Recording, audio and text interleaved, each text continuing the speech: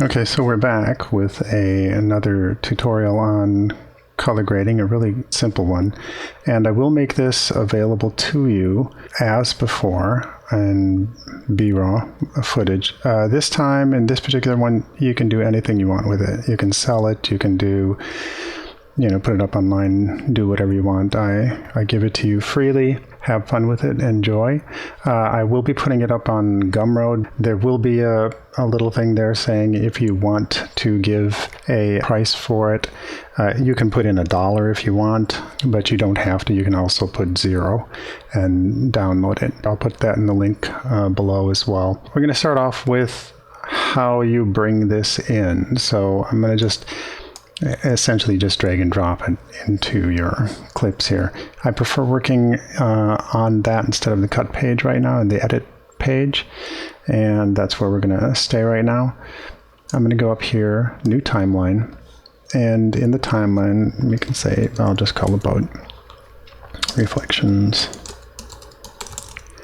and you can leave the settings as it is. It'll most likely, if you haven't changed anything, we'll put it at 1920 by 1080 and usually 24 frames per second, which is fine for upload to YouTube and so forth, because smaller file sizes with the 24 frames per second.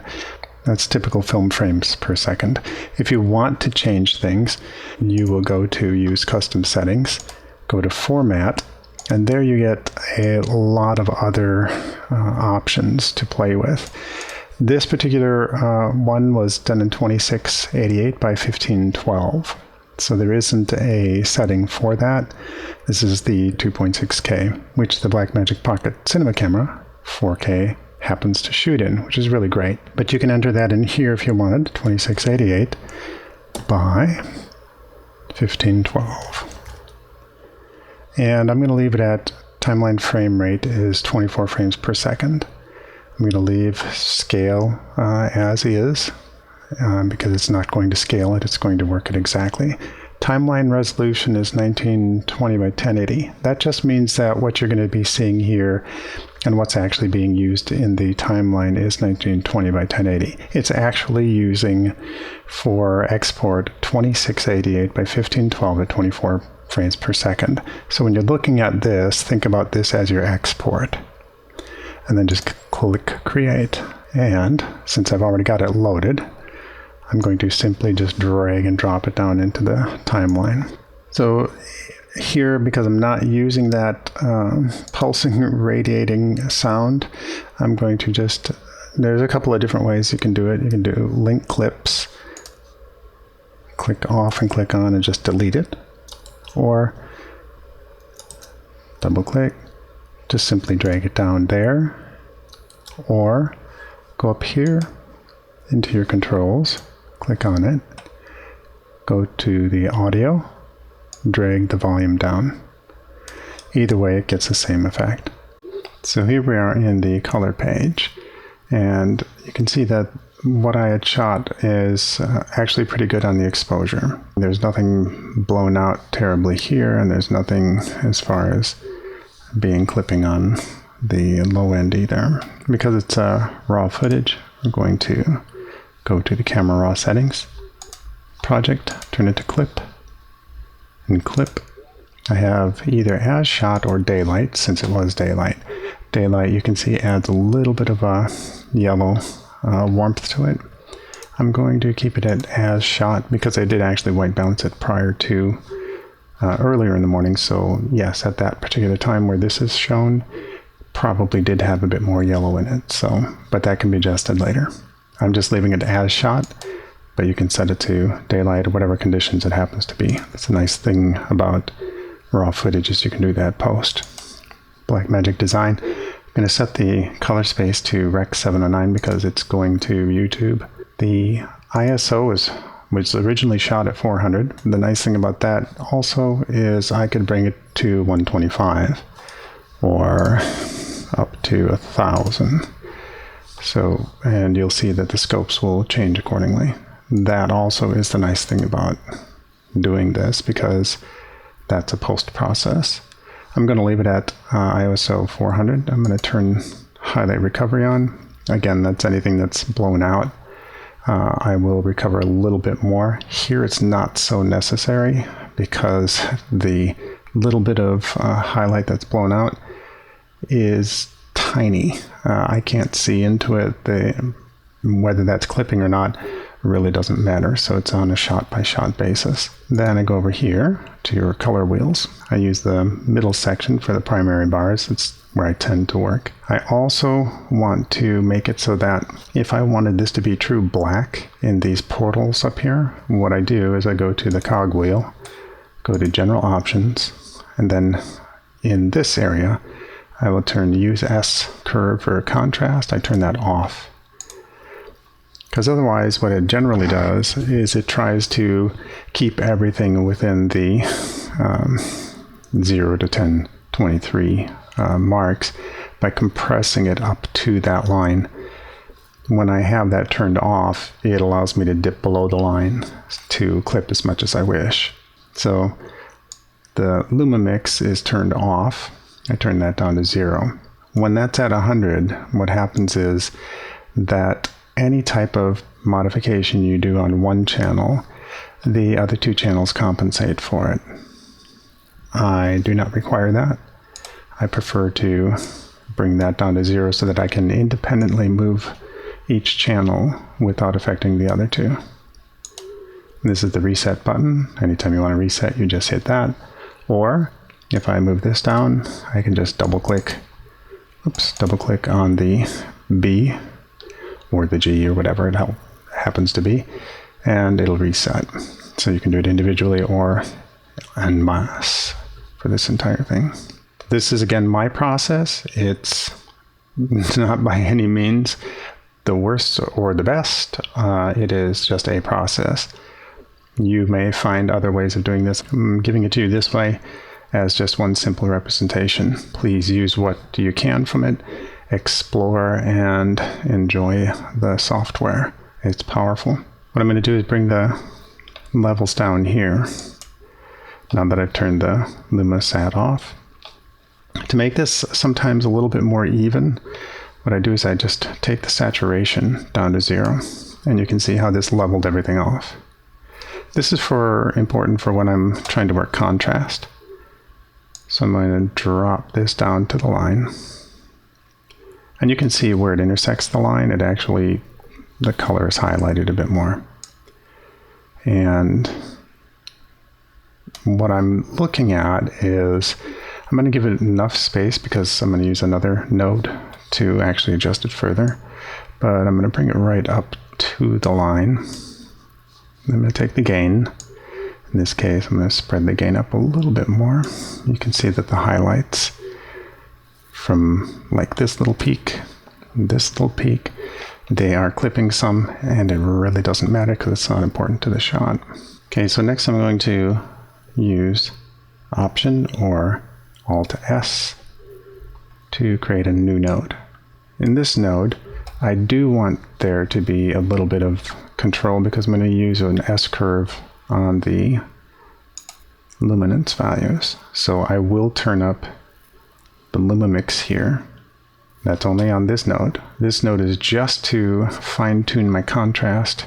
I make sure that I just have the luminance checked. If I hit this, you get all of them, and you'll affect all of them. I just want the luminance values. Then go to make sure that editable splines is on. That allows me to take this and create the more filmic type look, which is an S curve to this line. And you'll see that it will start compressing this on and according to that curve. So it'll go up to where I had originally set it in the first node, which I can change here if I wished. It'll go right up to that line. So if I put that line under, meaning clipping blacks, I would be able to clip a lot more blacks or spread it out across the scene. So I do this to taste, and I look at it here, go back up to the highlights, compress those a little bit. This is another way of just enhancing contrast. I get a little bit more control than I do if I use just the little dial over here. Nothing wrong with it if you want to do it just by the sliding lever. So here I put it in just because I like the control I get with the curves. I go back to the first node. I do want to affect more across the frame. I'm going to work contrast a little bit more, and you can see how that really starts sharpening things up.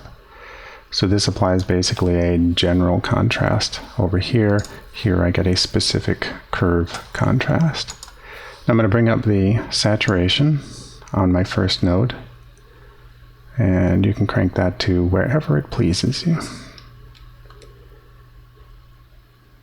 Sometimes compression later on when you upload it demands that you've got to saturate a little bit more or less, depends on where it's going. I generally pop it a little more because compression for the web makes that an issue. I can also take this, if that's as much saturation as it will go at 100% there, what I tend to do is create another node. Sometimes I use this drop down for working the white balance. Sometimes I do it just for increasing saturation. I could do the saturation on any other successive node, but here you'll see that saturation at 50. If I want to pop it even more, I can crank that up. So that's just something that you can do. You can add as many nodes as you want, and I usually drop that down. If you like putting labels on here, you will go to right click and you go node label and saturation plus. Okay, that lets me know. This one is just contrast curves, node label.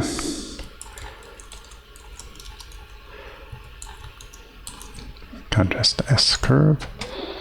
And this is just my main. I usually don't touch this after that point.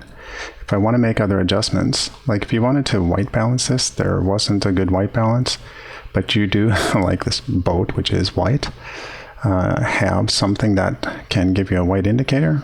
You go down over here, click on this, and click somewhere where it's white, and it'll fix it across the frame. So generally I will put this as saturation, white balance. That actually doesn't look bad. I'm going to keep it. I run this through a little bit. And the reason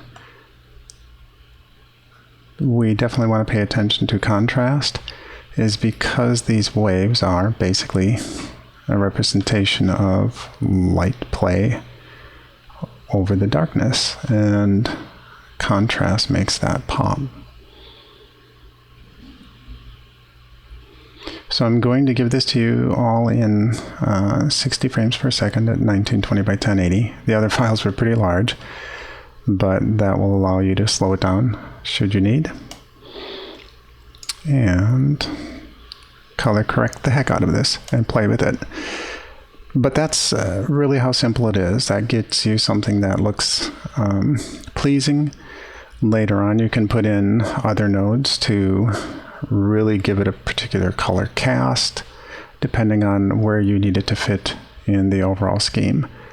But this is something where we set the baseline, and then from there you can do a few other tweaks. Like if I were to take off the end of contrast, I'm going to do Option S, add another one, and go to tab number 2, Midtone Detail. Going to middle mouse in, click on the middle mouse and hold and move it.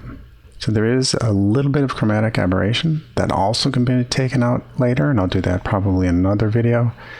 It's not important at the moment. This is for baseline. Midtone detail. So if I start cranking this up a little bit, you're going to see just a little bit of change. Midtone detail is going to help bring out this contrast. So if you look at it from without and with, if you click on the number here on each node, it will turn off that node specifically. So again, you can see that mid-tone detail did have an effect. It didn't look like it as I was doing it, but it does overall. You'll get to see that the reflections come out just a tad more. If you ever need to bring it back to fit, just go up here and click fit. Again, turning it off. You thought it was looking good before, but when you increase the mid-tone detail, you get this. And now we really have that popping. So that might be something that you're looking for. And it's something available right there without any extra plugins. And this is really powerful software.